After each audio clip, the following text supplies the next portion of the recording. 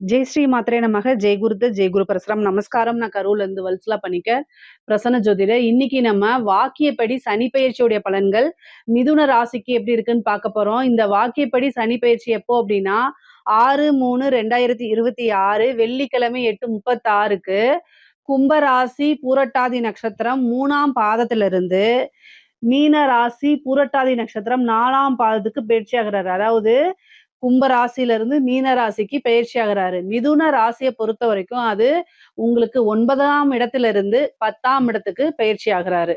So 10ஆம் இடம்ங்கிறது என்னன்னா தொழில் ஸ்தானம். சோ தொழில் எப்படி இருக்கும்? அவர் 10ஆம் இடத்துல இருந்து எங்க பாக்குறாரு? 12 விரயஸ்தானத்தை பாக்குறாரு. அதுக்கப்புறம் 4ஆம் இடத்தை பாக்குறாரு. 4ஆம் இடம் உங்க ராசிக்கு 4ஆம் இடத்தை பாக்குறாரு. அதே மாதிரி 7ஆம் இடத்தை பாக்குறாரு. 4ஆம் இடம்ங்கிறது என்ன? பதவி ஸ்தானம். அதே மாதிரி உற்பத்தி, ஏற்றுமதி, இறக்குமதி, வீடு கட்டுறது, வாங்குறது, விற்கிறது. 7ஆம் இடம்ங்கிறது என்னன்னா பார்ட்னரு, உங்களுடைய லைஃப் பார்ட்னரு, பிசினஸ் பார்ட்னரு, கணவன் மனைவி இடத்தை குறிக்கக்கூடியது. உங்களுக்கு ஆப்போசிட்ல இருக்கக்கூடிய நண்பர்களையும் குறிக்கக்கூடியது. இது எல்லாமே குறிக்கக்கூடியது. இந்த இடங்கள் எல்லாம் சனியுடைய பார்வைகள் இருக்கு. அதனால எப்படி நீங்க நடந்துக்கணும் அப்படின்னா, தொழிலை பொறுத்த வரைக்கும் உங்களுக்கு நன்மையா அப்படின்னா நன்மைதான். தொழில் மூலியமா நல்ல லாபங்கள் வரக்கூடிய டைம் தான் இது. ஒரு தொழிலை ஸ்டார்ட் பண்ணலாமா அப்படின்னா 10ல சனி வந்திருக்கும் போது நல்ல டைம் தான். ஆனா உங்களுடைய ஜாதகத்துல தொழில் ஸ்தானம் எப்படி இருக்கு, 10ஆம் அதிபதியுடைய நிலை எப்படி இருக்குன்னு பார்த்துட்டு இப்போ புதுசா தொழில் ஸ்டார்ட் பண்ணலாம். இல்ல எனக்கு தொழில் ஸ்தானம் நல்லா இருக்கு, தொழில் ஸ்தான அதிபதியும் நல்லா இருக்காரு, ஜாதகத்துல நல்லா இருக்கு, ஆனா கோச்சார ரீதியா இப்ப ஸ்டார்ட் பண்ணலாம்னாலும் தாராளமா ஸ்டார்ட் பண்ணலாம். ஏன்னா 10ஆம் இடத்துல இருந்துட்டு 12ஆம் இடத்தை பாக்குறாரு உங்க ராசிக்கு. 12ஆம் இடம்ங்கிறது விரயம் மட்டும் கிடையாது, இன்வெஸ்ட்மெண்ட்டை குறிக்கக்கூடிய இடம். ஸோ அதனால இப்போ ஒரு இன்வெஸ்ட்மெண்ட் பண்ணி தொழிலை ஸ்டார்ட் பண்ணலாமா? தாராளமா ஸ்டார்ட் பண்ணலாம். தொழிலை பொறுத்த வரைக்கும் நல்ல வளர்ச்சி தான் இந்த காலகட்டங்கள்ல. நல்ல வளர்ச்சி, நீங்க எதிர்பார்த்த காசு பணம் எல்லாம் வரும், நிரந்தர வருமானமாக மாறும். அது மட்டும் இல்லாம ஏற்றுமதி இறக்குமதி சார்ந்த தொழில்களுக்கெல்லாம் ரொம்ப லாபத்தை கொடுத்துரும். தொழிலை பொறுத்த வரைக்கும் உங்களுக்கு நல்ல கிரீன் பிளாக் தான். உத்தியோகத்தை பொறுத்த வரைக்கும் எப்படி இருக்கும் அப்படின்னா, உத்தியோகத்துல இருக்கவங்களுக்கும் நல்ல ஒரு வளர்ச்சியை தான் கொடுக்கும். நல்ல பதவி ஸ்தானத்தை சனி பாக்குறாரு. அதனால பதவியை பொறுத்த வரைக்கும் நல்லா உங்களுக்கு திடீர்னு ஒரு பதவி உயர்வு கிடைக்கும். சேலரி இன்கிரிமெண்ட்டும் கிடைக்கிறதுக்கு வாய்ப்புகள் இருக்கு. அதே மாதிரி உங்களுக்கு 12ஆம் இடத்தை பாக்குறாரு. இன்கம்மை விட நிறைய எக்ஸ்பெண்டிச்சர் ஜாஸ்தியா இருக்கும்.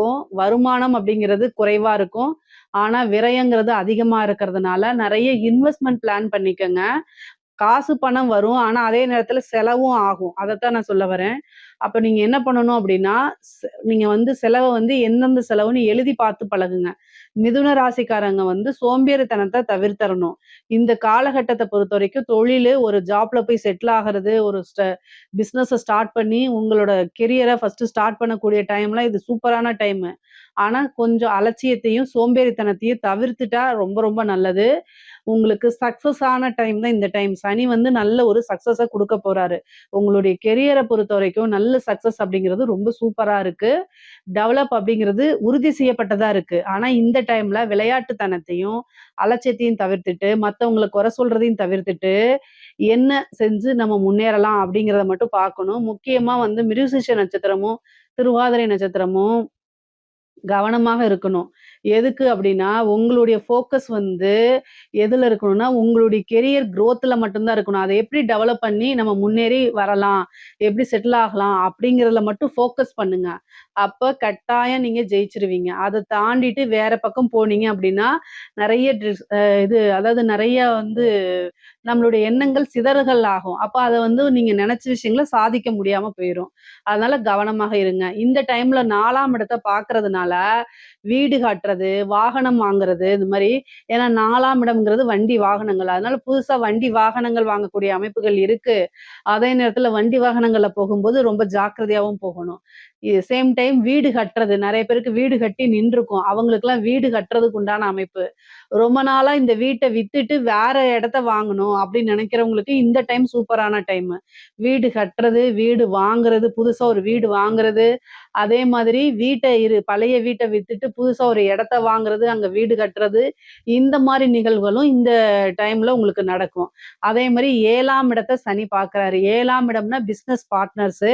அதே நேரத்துல லைஃப் பார்ட்னர். பிசினஸ் பார்ட்னர்ஸ பொறுத்தவரைக்கும் உங்களுக்கு மனக்கசப்புகள் வந்து பிரியறதுக்கு உண்டானது. அவங்களுடைய என் ஷேர குடு நான் வெளில போறேன்னு நிப்பாங்க. அவங்கள எப்படியாவது கன்வின்ஸ் பண்ணி தக்க வச்சுக்கங்க. அவங்க உங்களுக்கு இம்பார்ட்டனா இருக்கும் பட்சத்தில், இல்ல அப்படின்னா, "ஐயோ! நான் நல்லா ஆல்ரெடி டெவலப் ஆயிருக்கேன். இந்த என்னோட பிசினஸ் பார்ட்னர்ஸ்னால தான் என் பிசினஸ் பாதிக்குது." அப்படின்னு நீங்க நெனச்சீங்கன்னா, ஏன்னா பிசினஸ் பார்ட்னர்ஸ் கூட வந்து பாத்தீங்கன்னா, இந்த டைம்ல மனக்கசப்பு ஏற்படும். உங்களுக்குள்ள மிஸ் அண்டர்ஸ்டாண்டிங் ஏற்படும். அப்ப நீங்க பிரியறதுக்கு உண்டான வாய்ப்புகள் அதிகமாக இருக்கு. ஸோ உங்களுக்கு புடிக்கல, எனக்கு அவங்க தேவையில்லங்கிற பட்சத்தில், அவங்கள கழட்டி விடுறதுக்கு இது சூப்பரான பெர்ஃபெக்ட்டான டைமு. இல்ல என்னோட முதலீடுக்கு என்னுடைய தொழிலுக்கு வந்து இந்த முதலீடு ரொம்ப முக்கியம். ஸோ நான் வந்து எனக்கு பிசினஸ் பார்ட்னர்ஸ் முக்கியம் அப்டின்னா, அவங்கள எப்படியாவது கன்வின்ஸ் பண்ணி தக்க வச்சுக்கிறது ரொம்ப ரொம்ப நல்லது. ஆனா பிரேக் வரதுக்கு உண்டான அமைப்புகள் அதிகமா இருக்கு. சாத்தியங்கள் அதிகமாக இருக்கு. உங்களுக்கு என்ன வழிபாடு பண்ணலாம் அப்டின்னா, கால பைரவர் வழிபாடு தான் நீங்க பண்ணணும். ஒரு சனிக்கிழமை ராகு காலத்த எடுத்துக்கங்க. ஏன்னா, ராகு காலம்ன்னு நான் ஏன் சொல்றேன் அப்டின்னா, அஷ்டமாதிபதியாவும் இருக்காரு. சனி உங்களுக்கு அஷ்டமாதிபதியாவும் இருக்கனால, சனிக்கிழமை ராகு காலங்கிறது 9 மணிலருந்து 10:30 மணி வரைக்கும் இருக்கு. அந்த டைம்ல கால பைரவருக்கு வழிபாடு பண்ணுங்க. கால பைரவருக்கு எப்படி வேணா நீங்க வழிபாடு பண்ணலாம். அல்லது தேய்பிறை அஷ்டமியிலயும் கால பைரவர் வழிபாடு பண்ணலாம். பிசினஸ் நல்லா குரோத் ஆகணும்னா, சொர்ண ஆகர்ஷ்ண பைரவர் வழிபாடு பண்ணுங்க. மத்தபடி எதிரிகள் தொந்தரவு வரக்கூடாது. கோர்ட் கேஸ் பிரச்சனைகள ஜெயிக்கணும். பிசினஸ்ல பெரிய லெவல்ல வரணும் அப்டின்னா, கால பைரவர் வழிபாடு பண்ணுங்க. கால பைரவர் வழிபாடு எவ்வளோக்கு எவ்வளோ நீங்க நல்லா பண்றீங்களோ, அந்த அளவுக்கு சனியுடைய தீமைகள் குறைஞ்சு உங்களுக்கு நன்மைகள் அதிகமாக ஏற்படும். அதே மாரி 7ஆம் இடம்ங்கிறது கலத்திர ஸ்தானம். அதாவது ஆணாக இருந்தால் மனைவி, பெண்ணாக இருந்தால் கணவன குறிக்கக்கூடிய இடமா இருக்கனால, நீங்க பேசக்கூடியது, ஒரு செய்யக்கூடிய செயல் எல்லாமே வந்து அவங்களுக்கு பிடிக்காத பட்சத்தில் மனக்கசப்பை ஏற்படுத்தி, பிளவுகள ஏற்படும். உறவுகள்ல விரிசல்கள ஏற்படுத்திவிடும். சனியுடைய பிரதான வேலையே என்ன தெரியுங்களா? உறவுகள வந்து பிரிச்சு விடுறது. அவங்க மனக்கசப்ப ஏற்படுத்துறது. அப்போ உங்கள பத்தி என்ன செய்வாங்க? வெளியில போய் மத்தவங்க கிட்ட ஷேர் பண்ணுவாங்க. உங்ககிட்ட கிடைக்காத ஒரு விஷயத்த வெளியில தேட ஆரம்பிப்பாங்க. இந்த மாரி நிகழ்வுகள்லாம் இந்த சனி 7ஆம் இடத்த பார்க்கும்போது நடக்கும். அதுக்கெல்லாம் நீங்க இடம் குடுக்காம கணவனா இருந்தாலும் சரி, மனைவியாக இருந்தாலும் சரி, ஒருவரை ஒருவர் அனுசரிச்சு ஆதரவுகள் தேவை. இந்த காலகட்டங்கள்ல ஒருத்தர் அதாவது புடிச்சிருக்கு, புடிக்கலங்கிறத தாண்டி, இவங்க நம்மளுடைய பொறுப்புங்கிறத உணர்ந்து செயல்படணும். இவங்க நம்மளை நம்பி வந்திருக்காங்க. ஒரு ஆணா இருந்தாலும் சரி, பெண்ணா இருந்தாலும் சரி.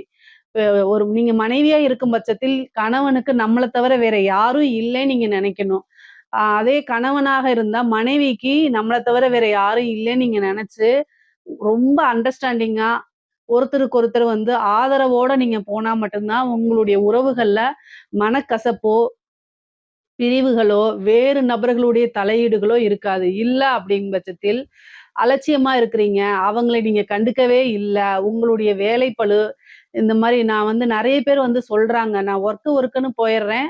அதனால என்னுடைய வீட்ல அவங்கள நான் கண்டுக்க முடியல அப்படின்னா, உங்ககிட்ட கிடைக்காத ஒரு விஷயம் வெளியில தேடத்தான் செய்வாங்க. இது வந்து இந்த காலகட்டத்தில நெறைய பேருக்கு இது நடக்குது. ஆனாலும் புரிய வைக்கணும். அவங்களுக்காக நீங்க கொஞ்சம் ஸ்பெண்ட் பண்ணணும். நீங்க வந்து யாருக்காக சம்பாரிக்கிறீங்க? யாருக்காக கஷ்டப்படுறீங்கன்னு உணர்ந்து செயல்படுங்க. 24 மணி நேரத்துல ஒரு 1 மணி நேரம், 2 மணி நேரம் கூட ஒதுக்க முடியாதுங்களா? இதுக்காக ஒதுக்கி கஷ்டப்பட்டு தான் ஆகணும். உங்களுக்கு ஒரு உறவு கிடைக்கணும்னா, காசு பணம் சம்பாரிக்கிறதே எவ்வளோ பெரிய விஷயம். காசு பணத்த குடுத்து கூட ஒரு நல்ல உண்மையான உறவ வாங்க முடியாது. ஆனா அந்த காசு பணத்துக்கு மேலானது உறவு.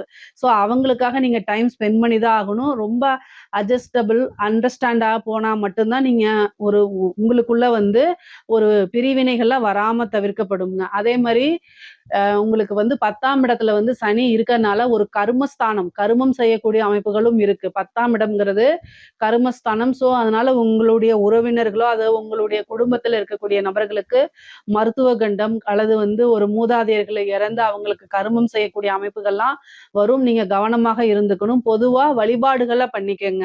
உங்களுக்கு பொருளாதார ரீதியாவும் சரி, மத்த ரீதியாவும் சரி நல்ல வாய்ப்புகள் இருக்கு. வருமானம்லாம் நல்லா பெருக்கி குடுக்கக்கூடிய அமைப்புகள் தான் இந்த சனி பெயர்ச்சியில உங்களுக்கு இருக்கு.